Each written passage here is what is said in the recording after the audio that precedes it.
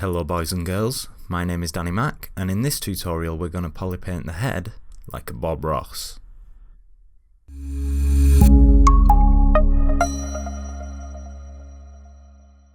If you want to skip through the video to a specific section, I have timestamped this tutorial at key points in the description below. So after the last couple of tutorials, I've been getting the impression that using many different apps just for one character can feel a bit overwhelming and distracting from what's really important, which is of course the art. That's why in this tutorial, and potentially all future tutorials, I haven't decided yet, I'm going to stick to teaching the pipeline using nothing more than Zbrush and Photoshop. And I think you'll be surprised at what can be achieved using just these two apps alone. Now in previous tutorials we've sculpted a head, then we've retopologized it, and we've given it some hair. Now it's time to start adding some polypaint. By the way, if you like the look of my UI, you're welcome to download it free from my Gumroad. Just go to gumroad.com/DannyMac.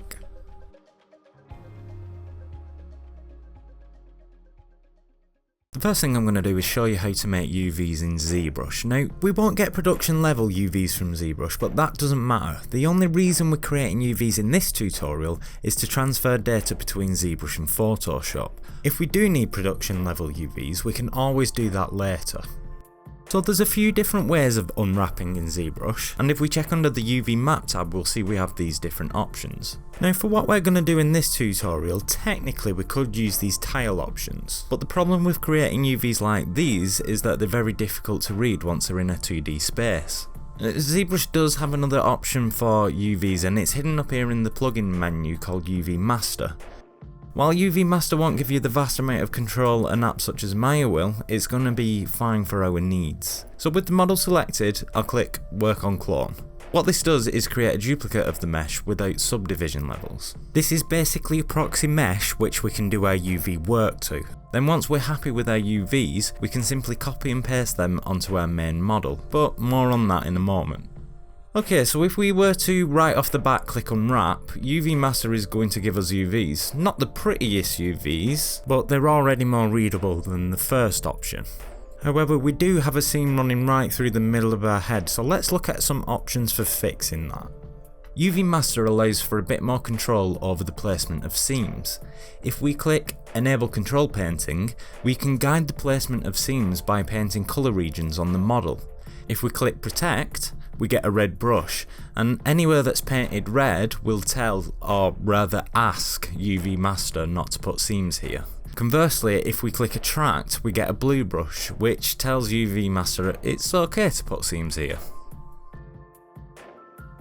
Now we can click Check Seams to see how UV Master did.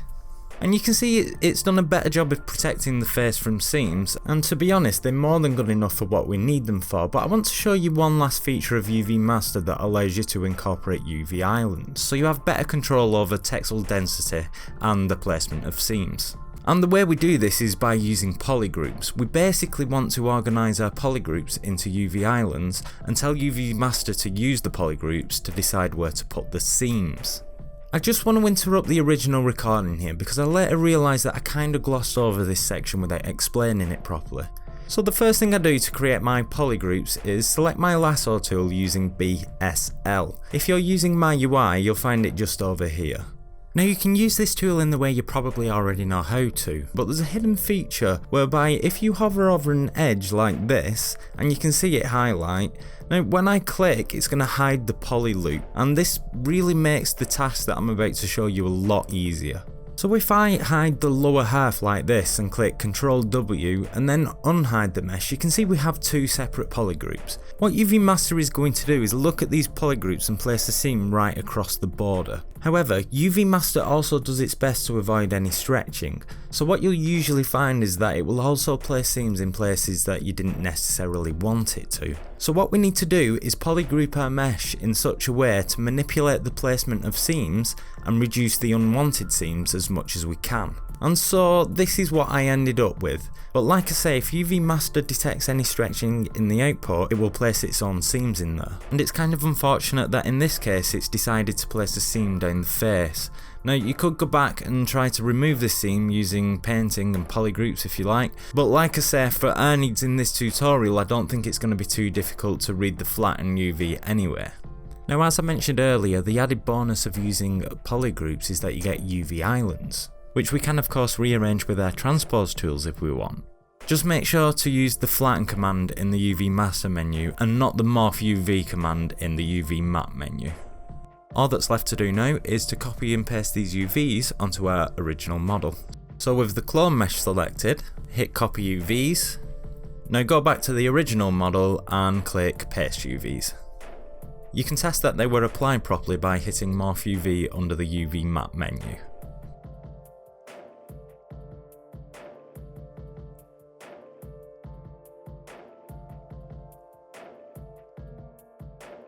The next thing we want to do is export some maps that will give us a solid head start when texturing this model. We'll do this using another slightly hidden feature called MultiMap Exporter. Again, you can find this in the plugins menu. First, let's fill the model with pure white. This is going to act as a mask later, and you want to make sure you're on the highest subdivision level when you do this, otherwise you might get artifacts in the output map. Now in the MultiMap Exporter menu, if you've bought the bonus content, all you need to do here is load the preset file by clicking Load Presets, and then hit Other File and locate the preset file. Otherwise, the maps we want to highlight are Normal, Texture from Polypaint, Ambient Occlusion, and Export Mesh. Turn off the Subtools button though, as we're only interested in the skin for now. Under the export options, navigate to Normal Map and turn off Tangent, but turn on Flip G. And what this is going to do is, instead of exporting the purple normal map that we're all used to seeing, it will export this multicoloured normal map, which will prove to be very useful later. Now set the map size to 4K and click File Names. I'll change the file type to PSD just by clicking in this box, and I'll also rename the suffix of my maps to something that suits my workflow, but I'll change Texture Map to Mask, since that's why I filled it with a white polypaint earlier. And then I'll hit OK. Then just click Create All Maps and we can save them out. Bear in mind it might take a minute or so to generate those maps. Okay, with those maps exported, before we jump into Photoshop, I'm going to start adding some simple colours to my model. First I'll import my skin shader, which of course is included in the bonus material, but it is just a slightly modified skin shade for, so you can use that too if you like. Now with the highest subdivision selected, I'll choose a skin tone. This looks quite nice. And I just want to point out that you want to try avoiding painting anything but the highest subdivision level, because doing so will likely cause texture artifacts. Now I run into this problem all the time, so what I've started doing is duplicating the model and then deleting the lower subdivision levels on the duplicated model. And that way I can not only paint on the highest subdivision level. And of course I've got my original model to fall back on when I finish painting.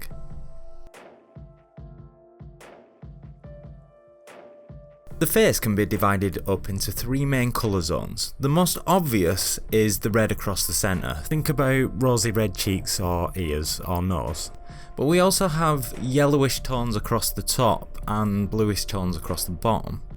I'll use Shane Olsen's soft paintbrush to lay in the reds. Now be careful not to overdo it, just a tiny amount works fine, and it's useful to check it in a flat shade view from time to time as well. Notice I splash a little red on the chin too. Next I'll lay in some yellow. Again, I'm keeping this very subtle. The bluish tones are much less prominent in females, to the extent that I don't even bother painting them in. Of course there are many different colours that go into the skin, but we're going to add some of those in Photoshop soon. And we can still carry on tweaking this in Zbrush after we've been in Photoshop as well. So I'm going to finish up here by laying in a block colour for the lips. Okay, great. Now let's create a texture map out of this so we can bring it into Photoshop. This time I'll navigate to the texture map under the tool menu and hit Create New from Polypaint. Again, double check that the top subdivision level is still selected and that the UV map size is set to 4K. Now that our map is generated, we want to export this, so first click Clone Texture. This is going to fire the map up here into your texture menu, and now make sure you flip it in the V axis using the flip V button. This is just because Zbrush handles textures upside down to everyone else. And now hit export, and export it as a PSD.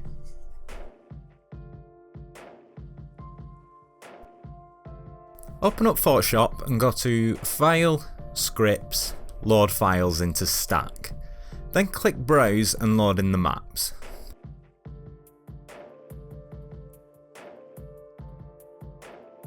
Now hide everything but the mask and control click on the preview image on the mask layer. Doing this should make a marquee selection around the entire canvas. Now press Ctrl C to copy it.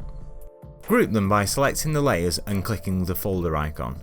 Then select the whole group layer and click the Add Layer Mask icon at the bottom.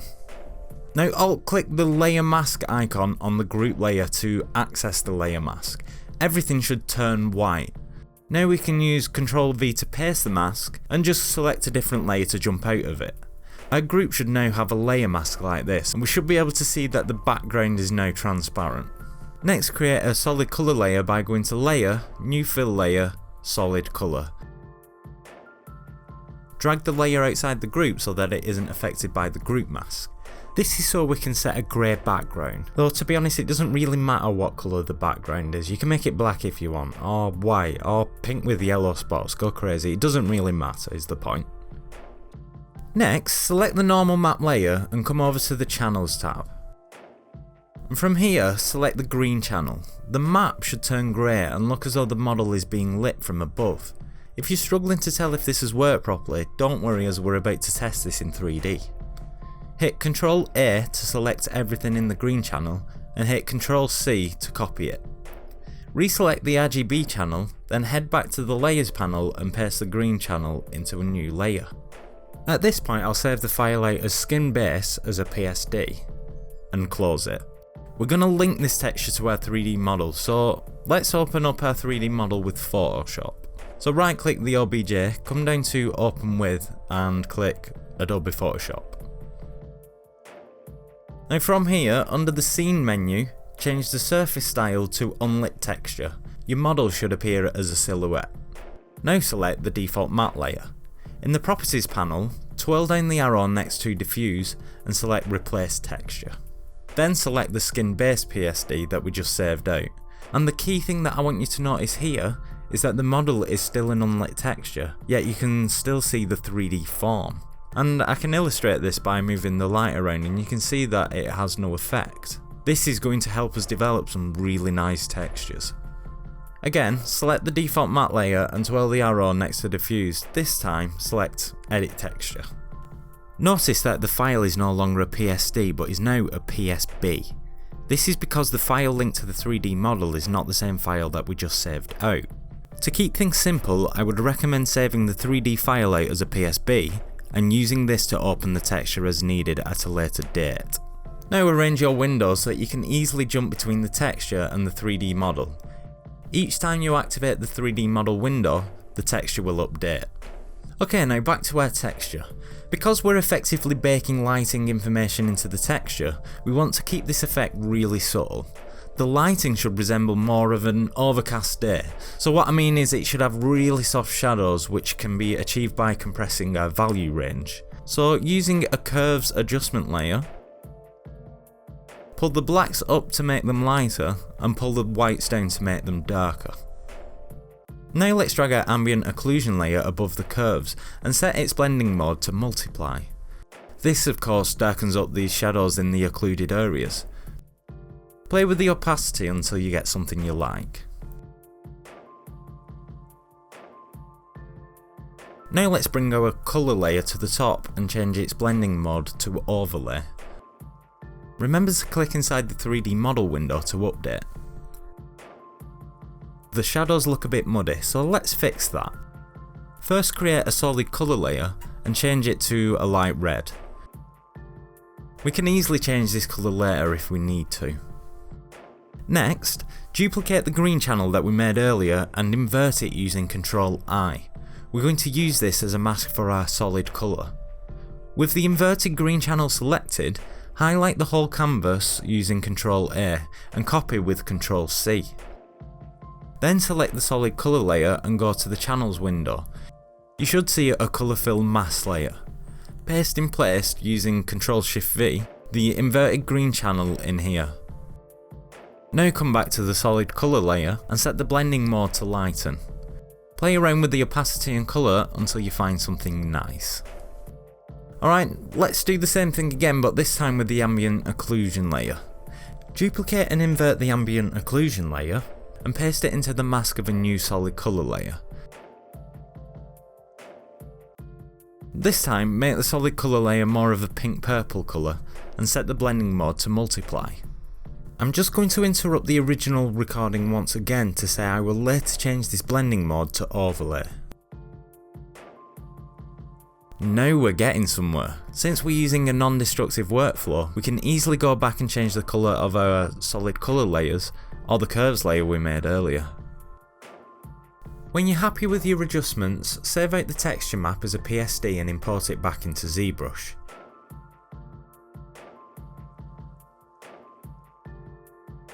Don't forget to flip V. Then come down to texture map and click the box to insert the texture. I'm noticing some problems with the texture, the most obvious being this dark colour under the nose. But this is really easy to clean up. We just need to convert the texture back into polypaint and we can continue painting on the model. To do this, make sure RGB is set to 100, then come over to polypaint and click polypaint from texture. Notice that the texture map is no longer applied. Now we're free to continue painting on our model. Note that if you get this strange brush stroke, it's probably because your brush texture is set to your texture map. To fix this, just hit F5 and click texture off. Now you can start tweaking the colours and adding further details such as makeup or freckles. Don't forget though, you can jump back into Photoshop at any time and make adjustments there too. If you found this tutorial as fun as I did making it, then you're going to love the more advanced bonus tutorial where I go over how I painted the hair while showing you how you can really speed up this Zbrush Photoshop workflow. I'll also show you how you can push your textures just that little bit further, and on top of this I'll throw in some extra bonus goodies such as the skin mat cap, 2 MultiMap Exporter presets, a reference sheet for the UV master polygroups, and if you opt for the higher tier I'll even throw in the Zbrush and Photoshop scene files as well as the texture files so you can dissect exactly what I've done. Just check the description for links to those. Now, if you can't buy the bonus content for whatever reason but you would still like to support me in these tutorials, all I would ask is that you share this video with your fellow artists on your favourite social media network, and if you enjoyed this video, please give it a thumbs up. Thank you.